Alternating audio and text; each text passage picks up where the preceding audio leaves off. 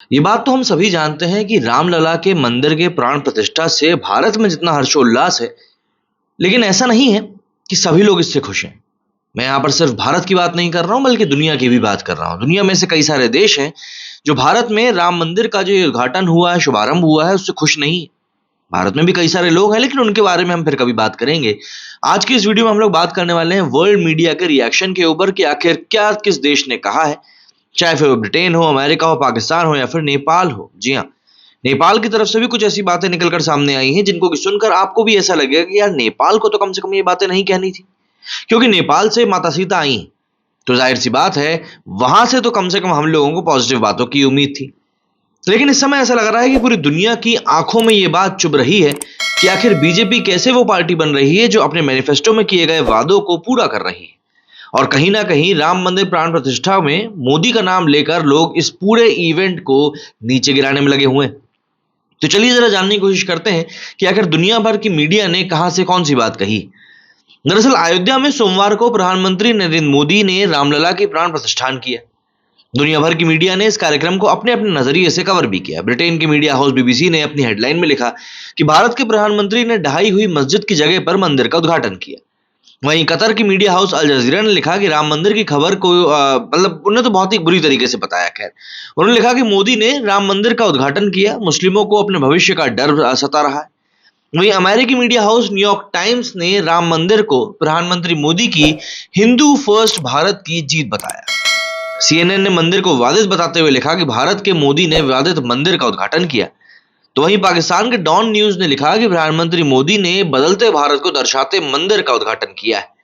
जाहिर सी बात है, कहीं ना कहीं आपको इन सभी के आर्टिकल्स में या हेडलाइंस में एक चुभन दिखाई देगी, और उसी चुभन के बारे में आपको जरा डिटेल में बताता हूँ। सबसे पहले बात करते हैं बीबीसी के बारे में। देखिए, बीबीसी तो वैसे ही बदनाम है। भारत में न जाने कितने ही ऐसे मौके आए हैं जब बीबीसी ने गलत तरीके से, यूं कहूं गलत नजरिए से रिपोर्टिंग करी है, जिससे कि जो बात लोगों तक पहुंचनी थी वो उस तरीके से न पहुंचकर एक प्रोपेगेंडा के तहत पहुंची। बीबीसी ने राम मंदिर को लेकर लिखा कि भारत के प्रधानमंत्री ने हिंदुओं के भगवान राम के भव्य मंदिर के उद्घाटन में हिस्सा लिया। उनके अलावा फिल्मी सितारों, उद्योगपतियों समेत हजारों मेहमान प्राण प्रतिष्ठा में शामिल हुए। विपक्ष ने इस कार्यक्रम का विरोध किया और प्रधानमंत्री मोदी पर मंदिर के जरिए सियासी फायदा उठाने के आरोप लगाए। बीबीसी ने लिखा कि कुछ मुस्लिमों ने उन्हें बताया कि प्राण प्रतिष्ठा के कार्यक्रम में उनकी दर्दनाक यादों को फिर से ताजा कर दिया है। लंदन स्थित समाचार एजेंसी रॉयटर्स ने लिखा कि प्रधानमंत्री मोदी ने राम मंदिर उद्घाटन को ऐतिहासिक क्षण बताते हुए भारतीयों से आग्रह किया कि वे सोमवार को अपने अपने घरों के पास मंदिरों में जाकर दिए जलाएं, दीपावली मनाएं। राजनीतिक टिप्पणीकार पृथ्वी दत्ता चंद्रा शोभा के हवाले से राइटर्स ने लिखा कि मंदिर का उद्घाटन किसी धार्मिक उत्सव से ज्यादा आम चुनाव के प्रचार की शुरुआत लग रहा है। ऐसा लग रहा है कि प्रधानमंत्री एक राजा की भूमिका में है जो एक बड़ा धार्मिक अनुष्ठान कर रहा है। मतलब राइटर्स इतना ही नहीं रुका, उसने आगे और लिखा कि राम मंदिर के उद्घाटन समारोह ने भारत में राजनीतिक विवाद भी पैदा कर दिया है, क्योंकि भारत के सभी बड़े विपक्षी दलों, जिसमें कि कांग्रेस भी शामिल है, इन्होंने उद्घाटन समारोह में शामिल होने का न्योता स्वीकार कर दिया है। विपक्षी पार्टियों का कहना है कि उद्घाटन समारोह को राजनीतिक मोदी का इवेंट बना दिया गया है। अब राइटर्स ने ये सब बातें हवाले से ही लिखी, ऑब्वियस सी बात है, और इवन बीबीसी ने भी। लेकिन आपको एक बात समझनी पड़ेगी कि वही कांग्रेस जिसने कि राम मंदिर प्राण प्रतिष्ठा के समारोह का विरोध किया था, उसी कांग्रेस के कई सारे नेता ऐसे हैं जिन्होंने पार्टी लाइन से हटकर यहां पर अपने आप को सम्मिलित कराया, क्योंकि उनका कहना था कि रामलला के मामले में राजनीति तो ये लोग कर रहे हैं।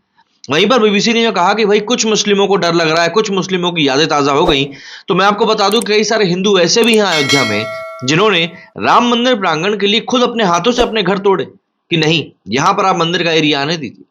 तो ऐसा है कि सभी के अपने अपने दर्द है, देखने का नजरिया है, पर वर्ल्ड मीडिया है, इनको तो सिर्फ कुछ लोगों से मतलब है। आगे बढ़ते हैं और बात करते हैं कतर के अल जजीरा की, जो कि अपने आपको बताता है कि इंडिपेंडेंट न्यूज पोर्टल है, लेकिन है कतर का गुलाम, ये हम सभी को जानते हैं। अल जजीरा ने अयोध्या में एक मुस्लिम महिला के हवाले से लिखा, पता नहीं कहां से तो ये ढूंढ के ले आते हैं। इन्होंने लिखा कि मुझ पर टॉन्ट मारा गया, मुझे देखकर कुछ लोग जय श्री राम चिल्लाने लगे, उनमें आक्रामक जीत का भाव नजर आ रहा था। अब यहां पर मोहतरमा ने यह बात जरूर कही अल जजीरा से कि भाई जय श्री राम आक्रामक तौर पर चिल्लाया गया, लेकिन फिर कई सारे वीडियोस तो बंबई और गुजरात से भी निकलकर सामने हैं, जहां पर कि महिलाएं पत्थर फेंकती हुई नजर आई, और धर्म के उन्मादी नारे तो देखिए उनकी तरफ से भी लगे थे। लेकिन अल जजीरा को ये सब चीजें दिखाई दी नहीं होंगी, क्योंकि उनको तो सिर्फ जय श्री राम से ही कान से खून निकलता है। तो अल जजीरा ने लिखा कि भारत के मीडिया में उस मस्जिद का कोई जिक्र नहीं है जिसे दिसंबर 1992 में हिंदू राष्ट्रवादियों की भीड़ ने तोड़ दिया था। कतर स्थित टीवी नेटवर्क अल जजीरा ने एक ओपिनियन लेख में लिखा कि भारत की धर्मनिरपेक्षता भगवा राजनीति के पहाड़ तले दब गई है। भारत की राजनीति टिप्पणीकार इंसिनिया वानिया के लिखे इसी आर्टिकल में लिखा गया कि बाबरी मस्जिद का विध्वंस आज भी मुसलमानों के लिए दुखदाई है। विध्वंस के बाद हुए दंगों में जो लोग मारे गए उनमें से कई लोगों को आज भी वो याद है, सब बातें याद है। राजनीतिक वादे किए गए कि फिर मस्जिद बनाई जाएगी, लेकिन ऐसा कभी हुआ नहीं। लेकिन मुझे ऐसा लगता है अल जजीरा को शायद ये नहीं पता कि मस्जिद बनाने के लिए 5 एकड़ की जमीन ऑलरेडी दी जा चुकी है, लेकिन फंड्स की कमी के चलते उस मस्जिद के पोस्टर ही बन पाए हैं, मस्जिद की नींव डल नहीं पाई। अब जाहिर सी बात है, आधी अधूरी ज्ञान की जब ये वहां से बैठकर बांचते हैं तो इनको तो खुद ही समस्या होगी। वहीं अमेरिका के न्यूयॉर्क टाइम्स की अगर बात करें तो उन्होंने लिखा कि प्रधानमंत्री नरेंद्र मोदी ने सोमवार को राम मंदिर का उद्घाटन कर भारत में हिंदुओं का प्रभुत्व स्थापित करने का मकसद पूरा कर लिया है। हालांकि देश के 20 करोड़ मुसलमानों में डर पैदा हो गया है। टाइम्स ने लिखा कि भारत के हिंदू राइट विंग ने देश की राजनीति में अहम राजनीतिक ताकत बनने के लिए राम मंदिर का मूवमेंट चलाया। 70 एकड़ में $250 मिलियन यानी करीब 2000 करोड़ से ज्यादा रुपए में बने राम मंदिर को अनाधिकारिक रूप से प्रधानमंत्री मोदी की तीसरी पारी के तौर पर देखा जा रहा है। अब ये जो विदेशी मीडिया बार बार मोदी जी की तीसरी पारी की बात कर रहा है, मुझे इन लोगों को सिर्फ यही बोलना है कि ऐसा है कि किसी एक पार्टी के पास 70 साल थे, लेकिन जो काम उन्होंने 70 साल में नहीं किया वो सामने वाले ने 9 साल में कर दिया, तो फिर ऑब्वियस ही बात है दिक्कत तो होगी। वहीं अगर हम CNN की बात करें तो सोमवार को लाखों लोगों ने अपने घरों में टेलीविजन में राम मंदिर का उद्घाटन देखा। इस मंदिर से प्रधानमंत्री नरेंद्र मोदी की चुनावी कैंपेन को बूस्ट मिला, ये CNN ने लिखा। राम मंदिर प्रधानमंत्री नरेंद्र मोदी के नए भारत का सपना है जो साकार हुआ है। CNN ने आगे लिखा कि मोदी ने अपनी भाषण में ना तो बाबरी मस्जिद ना ही मुसलमानों का जिक्र किया, उन्होंने सिर्फ इतना कहा कि नए समय की शुरुआत है। अमेरिका के ब्रॉडकास्टर NBC न्यूज ने लिखा कि प्रधानमंत्री नरेंद्र मोदी ने सोमवार को हिंदू मंदिर का उद्घाटन किया, जो कि दुनिया के सबसे बड़े लोकतंत्र में धार्मिक तनाव का प्रतीक बन गया है। अयोध्या में बन रहा मंदिर राम का मंदिर है, जो कि प्रमुख हिंदू देवता है। यह मंदिर 30 लाख आबादी वाले शहर अयोध्या की काया पलटकर उसे एक पर्यटक स्थल बनाने में अहम भूमिका निभा रहा है। ABC न्यूज ने लिखा कि बीजेपी दशकों से मंदिर बनाने की वकालत कर रही है और इसका उद्घाटन हिंदू बहुल भारत में मोदी की जीत के पक्ष में ही जाएगा।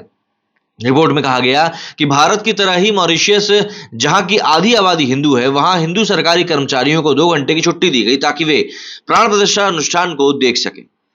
जरा बात पाकिस्तान की भी कर लेते हैं, क्योंकि ये तो और ज्यादा बिलबिलाया हुआ है। तो पाकिस्तान ने डॉन ने लिखा कि प्रधानमंत्री नरेंद्र मोदी ने सोमवार को एक ऐसे मंदिर का उद्घाटन किया जो कि हिंदी राष्ट्रवादी राजनीति की जीत को दर्शाता है।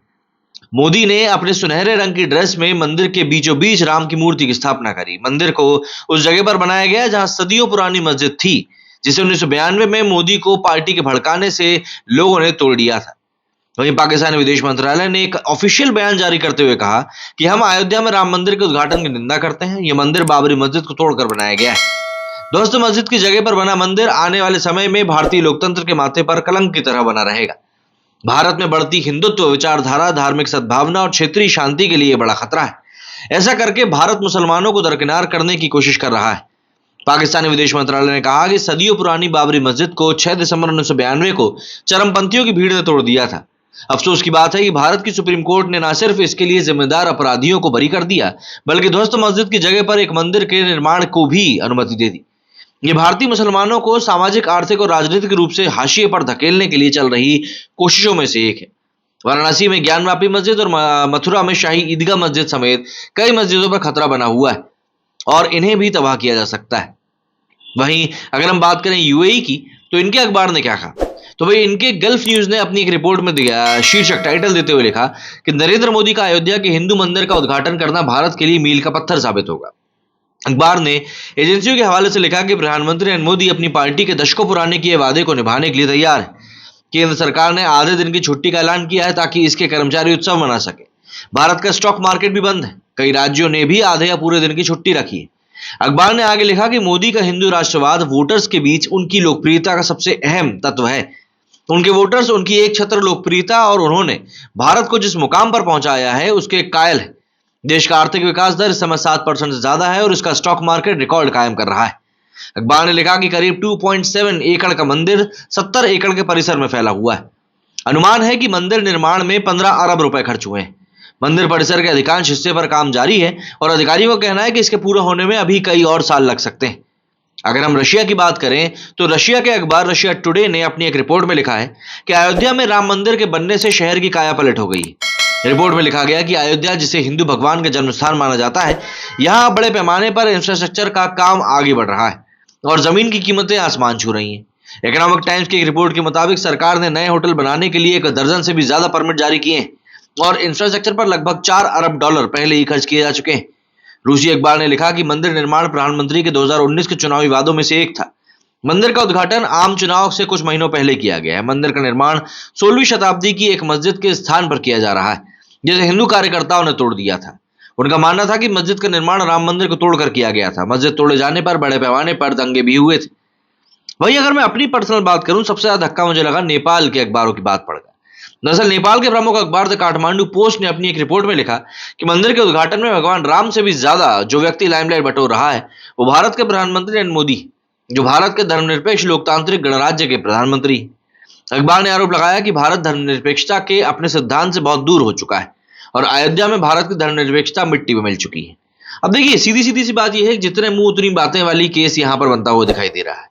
वर्ल्ड मीडिया को यह बात शायद समझनी चाहिए कि भारत में हिंदुओं के लिए राम मंदिर का क्या आस्था है, क्या उसके लिए वो वैल्यू रखता है।